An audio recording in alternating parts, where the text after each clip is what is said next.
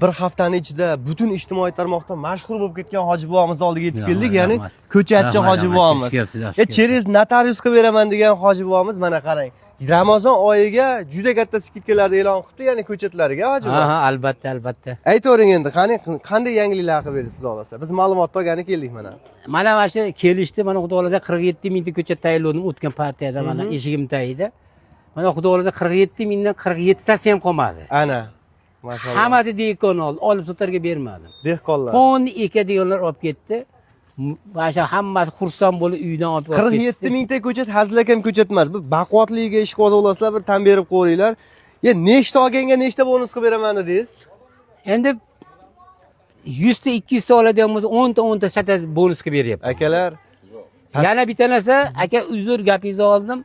Endi voha tomondagilar ko'p telefon qilyapti. Nihoyatda ko'p telefon qilyapti.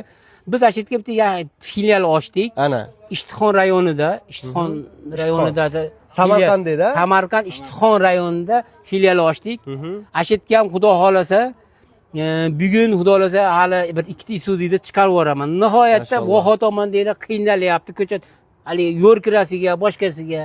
Ashitga tochka ochdik, Xudo xolasa. Gap so'z yo'q. Akalar, bu videoni yo'qotib qo'ymaslik uchun saqlab qo'yishlaringni hamda dehqonchilikka ishqo'z bo'lgan akalarimizga jo'natib qo'yasizlar. Ekranni pastiga raqamlarni yozib ketyapmiz. Telefon qilsalaring savdosizlar hoji buvamning o'zi bo'ladi. Biznes Obzor kanalidan ko'rinib ko'rasizlar.